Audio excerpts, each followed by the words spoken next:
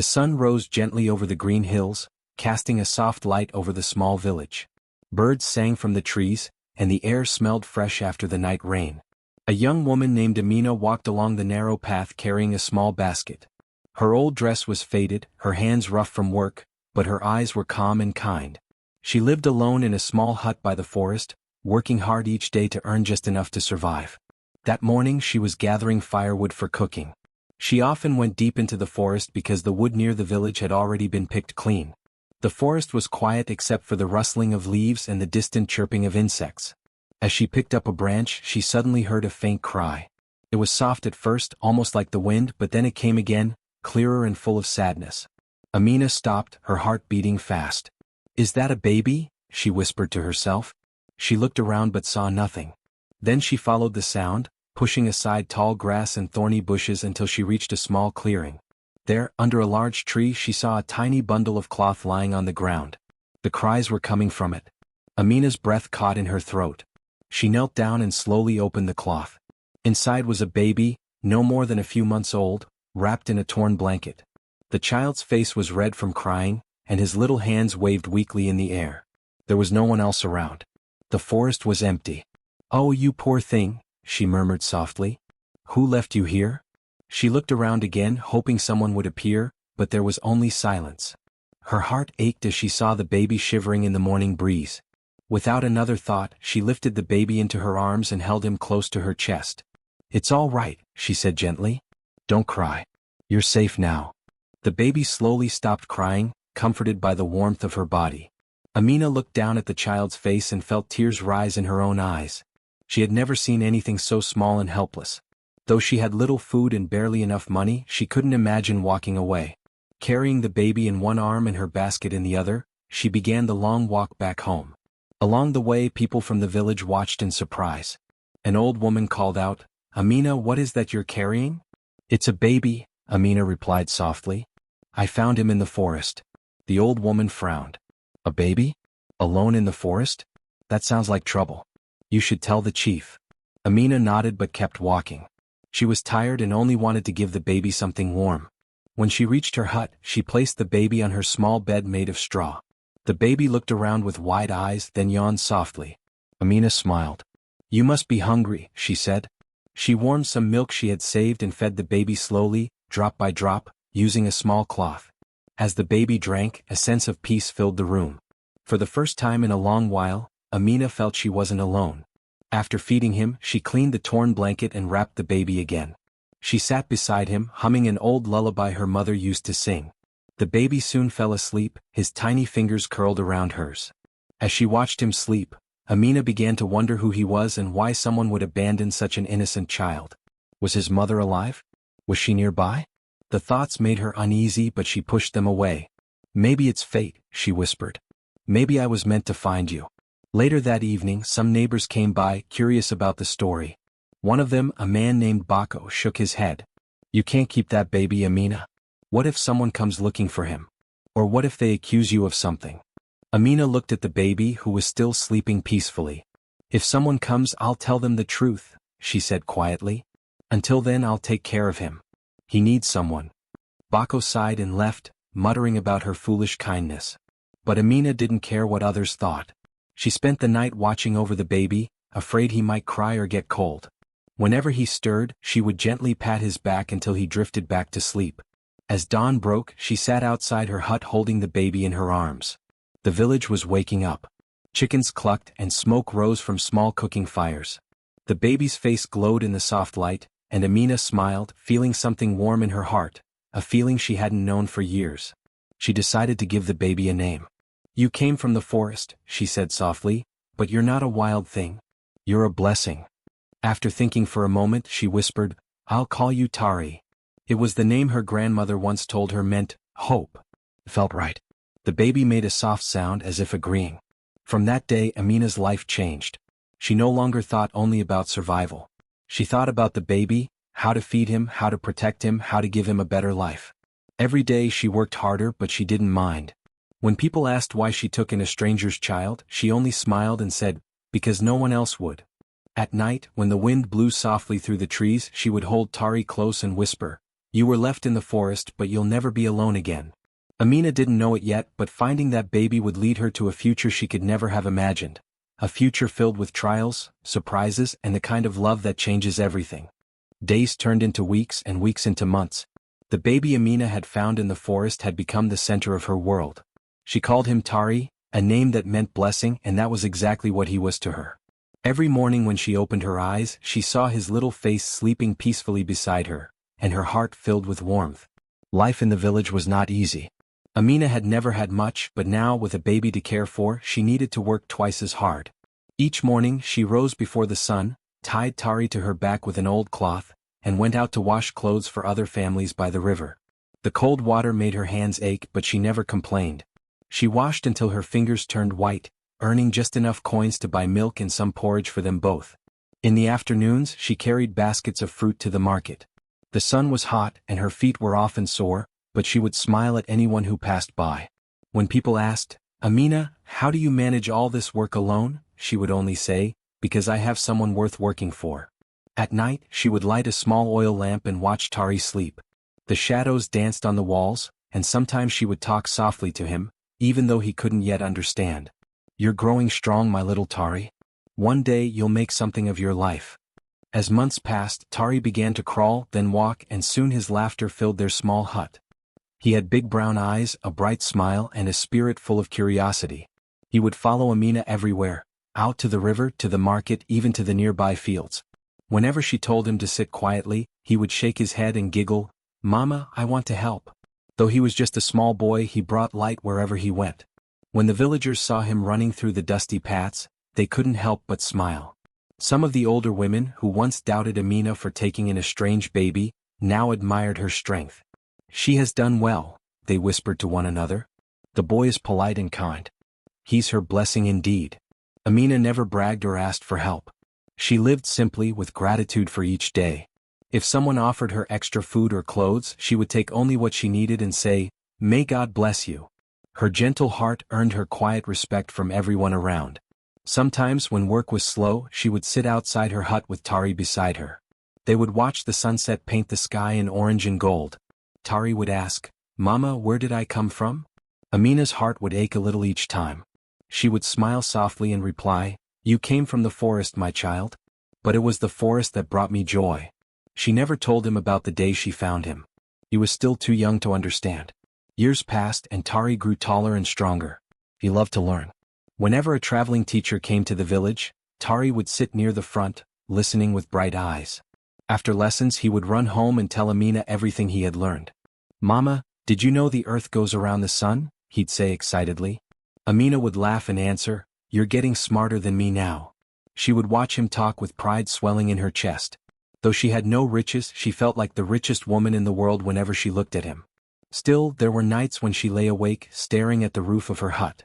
Her thoughts would drift to that morning years ago, the cries in the bush, the torn blanket, the emptiness around her. Who had left Tari there? Why had they abandoned him?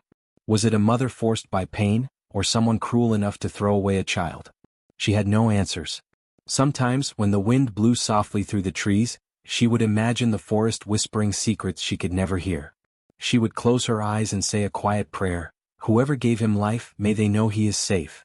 The villagers often said Amina had the kindest soul. When others were in need, she shared what little she had.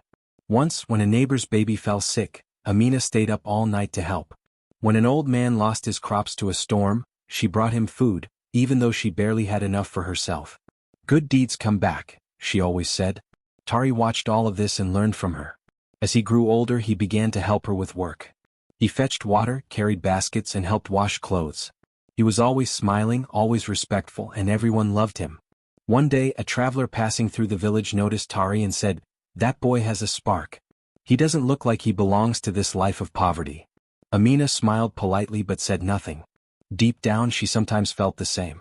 There was something about Tari, his manners, his curiosity, his bright eyes, that seemed different. But she pushed the thought away. He was her son in every way that mattered. On some evenings, when the moon was high and the village was quiet, Amina would hold Tari close and whisper, "You were left in the forest, but you were never lost. You were sent to me for a reason." She didn't know what that reason was yet.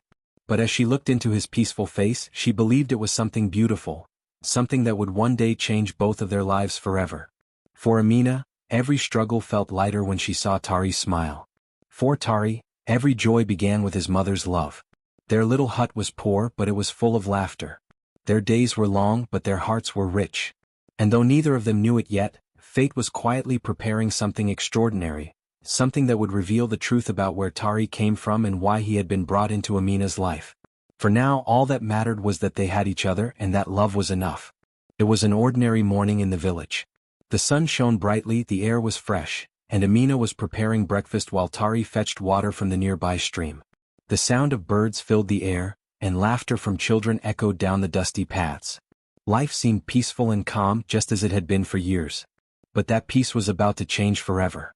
Around midday, the quiet rhythm of the village was broken by the sound of car engines, something rare and strange in such a small place. The villagers looked up from their chores, surprised.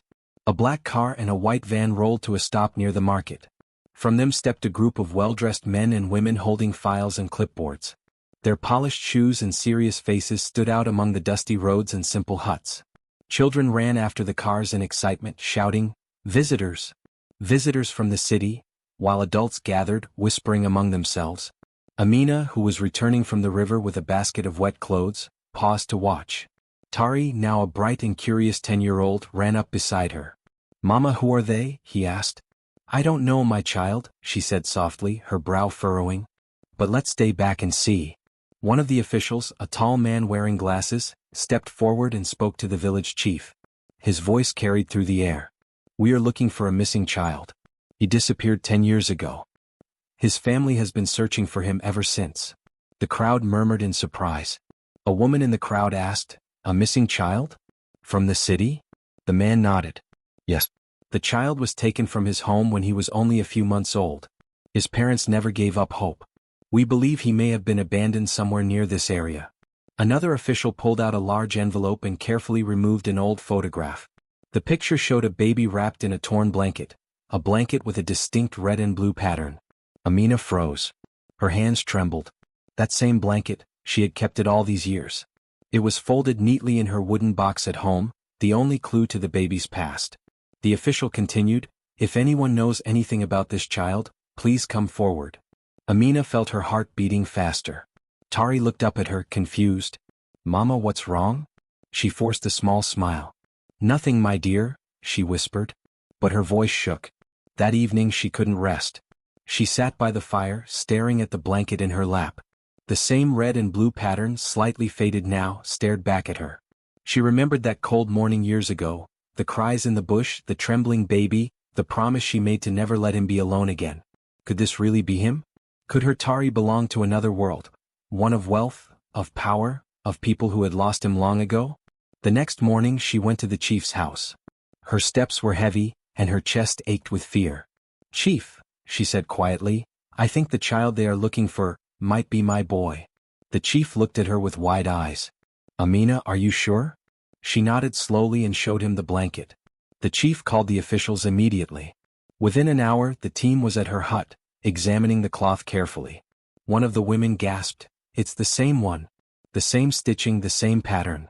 They explained they could perform a DNA test to be certain. "If the results match," the tall man said kindly, "then your boy will finally be reunited with his true family." Amina could only nod, though her throat felt tight. She looked at Tari, who sat nearby, swinging his legs and smiling at the visitors. He didn't understand what was happening. They took a small sample from his cheek and left, promising to return soon with the results. The days that followed were the longest Amina had ever lived. She tried to go about her chores, but her mind wouldn't rest. At night, she lay awake, staring at the sleeping boy beside her.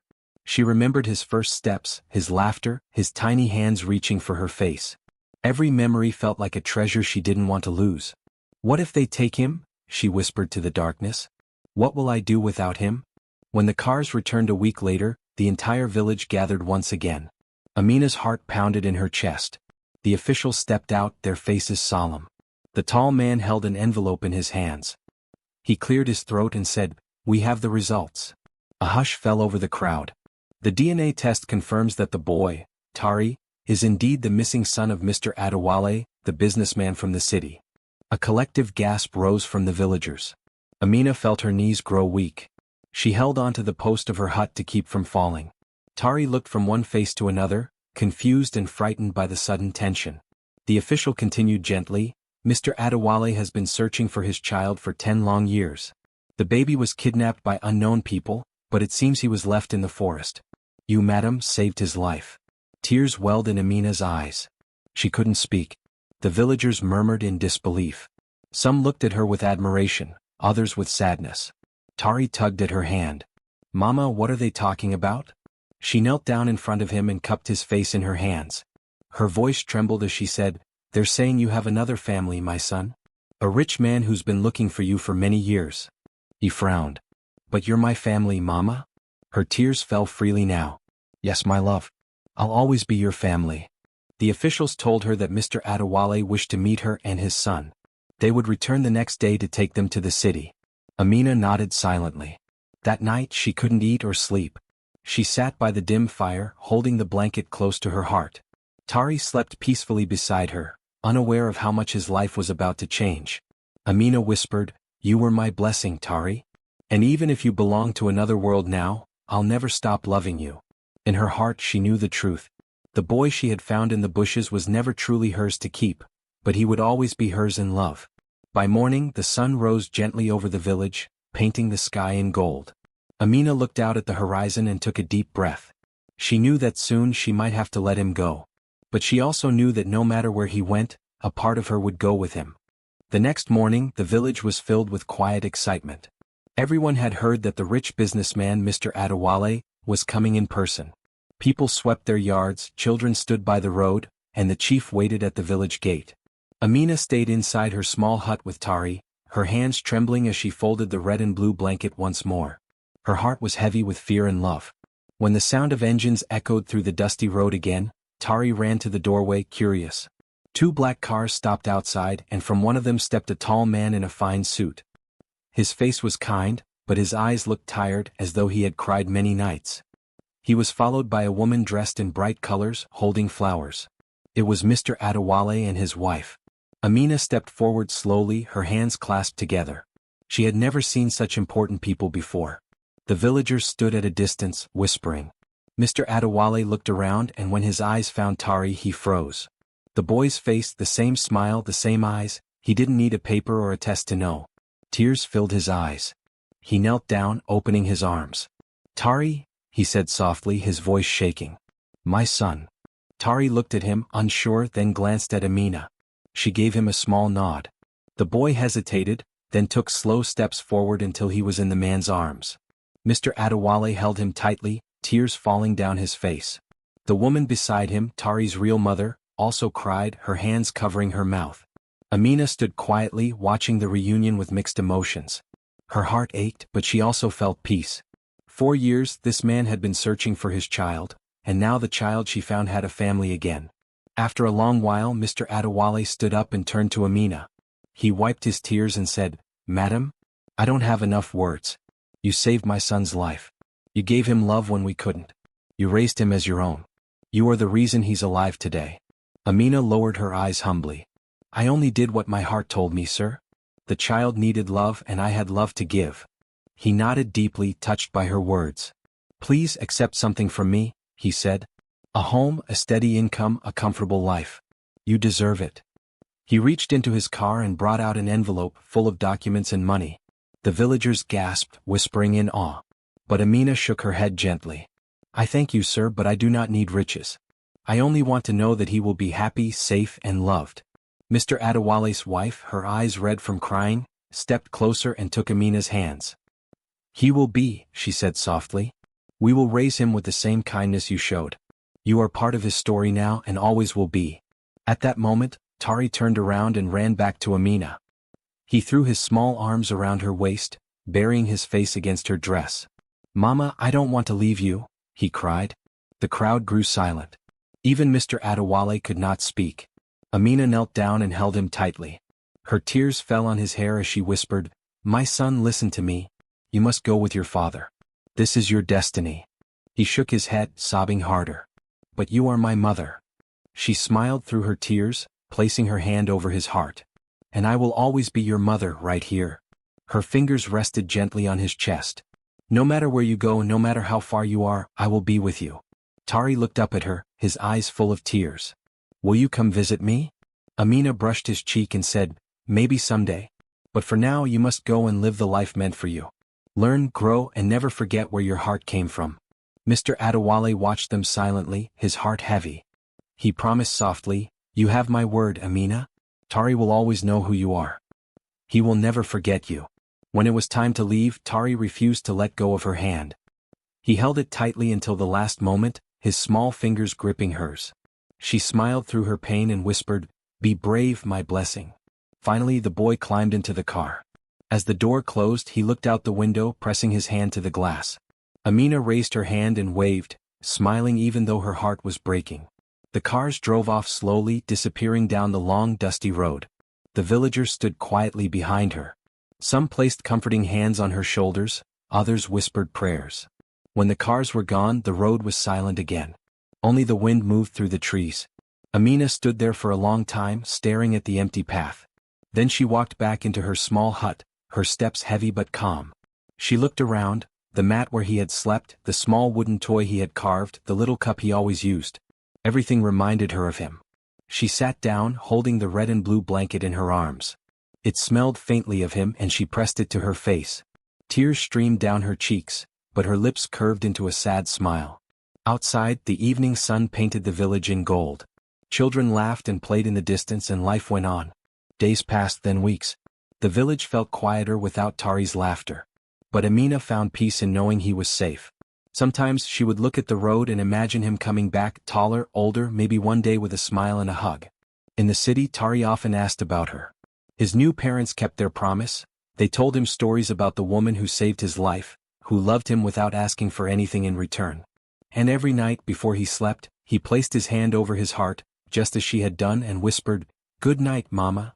Back in the village, Amina did the same. She looked up at the stars and whispered, "Good night, my son." Though they were far apart, their hearts remained connected by love, a love stronger than distance, time, or blood. The bond between them was something no one could ever take away. The months that followed were quiet for Amina. The mornings felt emptier without Tari's laughter echoing through her little hut. The mat where he used to sleep stayed untouched, and sometimes she found herself talking to the shadows, as if he were still there listening. But even with the silence, her heart was calm. She often sat outside under the mango tree, looking at the sky and smiling softly. She knew her boy was safe.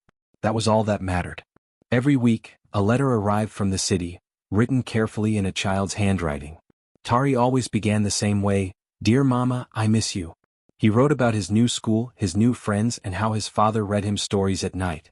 Sometimes he sent drawings too, pictures of the three of them holding hands under the sun. Amina would smile at each one, pressing the letters to her chest before placing them safely in a small wooden box. Still, some nights she couldn't sleep. She would light a small lamp and whisper a prayer for him, thanking God for bringing Tari into her life. Her neighbors often said she looked happier, even though she lived alone. They didn't understand that love, true love, never really left, it just changed form. One sunny afternoon, as Amina was returning from the market with a basket of yams on her head, she heard a strange sound. It was the hum of a car, an expensive one, rolling down the dusty road toward her hut. She paused, shading her eyes from the glare, and watched as the car stopped right in front of her home. The door opened and a man stepped out. It was Mr. Adewale. Before she could speak, the back door swung open, and a small figure jumped out, running across the path. "Mama!" Tari shouted, his voice full of joy. He threw himself into her arms with such force that the basket of yams tumbled to the ground. Amina gasped, tears already streaming down her face as she wrapped her arms around him. "Tari, my son," she cried. Her hands trembled as she touched his face. "Look at you, you've grown so much." He laughed, holding on to her tightly.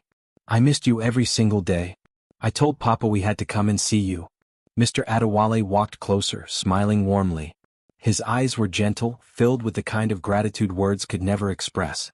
"Amina," he said softly, "you have no idea how often Tari talks about you." He wouldn't stop until we promised to visit. Amina wiped her tears and nodded. "You kept your promise," she said quietly. "Thank you."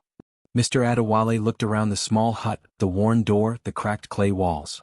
Then he turned back to her. "You gave my son a home when he had nothing. Now it's our turn to give you one. Amina frowned, confused. What do you mean, sir? He smiled, stepping closer. We want you to live with us, Amina. You are part of our family now. You don't belong here alone anymore. She blinked, her heart racing. Live with you? She whispered. Tari tugged her hand eagerly. Yes, Mama. Please. You'll have your own room. And Papa said you can have a garden and I'll show you my school. His words tumbled out in excitement, his eyes shining. Amina's lips trembled. She didn't know what to say. She looked at the boy she had once found in the bushes, wrapped in a torn blanket, and then at the man whose life she had unknowingly changed. Everything she had ever done, every sacrifice, every prayer, had led to this moment. Her eyes filled with tears again. You're too kind, she said softly. I never asked for anything. Mr. Adewale shook his head. And that's exactly why you deserve everything, he said. You gave without expecting. You loved without conditions. People like you are rare, Amina. The villagers had gathered by then, watching from a distance. They whispered to one another in disbelief. The same poor girl who once lived in a broken hut was being invited to live with one of the richest families in the city. Amina looked at her home one last time, the clay walls, the little wooden chair, the fire pit where she used to cook porridge. This was where her life had changed forever. She smiled, knowing she would never forget it. She turned back to them and nodded. If that is what you truly want, I'll come, she said quietly. Tari squealed with joy and hugged her again. Mama's coming home, he shouted, jumping up and down. Amina laughed through her tears and held his face between her hands. No, my little one, she said softly. You are my home. You always have been. They spent that evening together. Amina cooked her simple village meal, boiled yams and palm stew, and they all sat outside eating and talking as the sun went down. Laughter filled the air, and for the first time in a long while, Amina felt like her heart was whole again. When night came, the stars glittered brightly above the trees. Tari fell asleep with his head on her lap, just like he used to.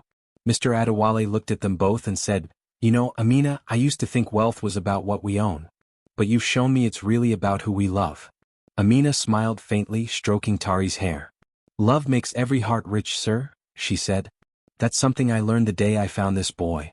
The next morning, the car that had once symbolized distance now carried them toward a new beginning. As they drove away, Amina looked out the window, watching the village fade in the distance. The wind carried the scent of the forest, the same forest where she had once found Tari crying in the bushes. She closed her eyes and whispered, Thank you, God, for this blessing. When they reached the city, Amina was welcomed with open arms. The staff bowed respectfully, calling her Madam. Her new room overlooked a garden filled with flowers. For the first time, she didn't have to worry about food or work or cold nights. But even surrounded by comfort, she stayed humble. She still helped the cooks in the kitchen, still told stories to the younger maids, and still prayed every evening by her window. She hadn't changed, only her surroundings had. Tari would often sit beside her, listening to her stories about the village and the forest. Mama, he said one night, do you ever wish things had stayed the same?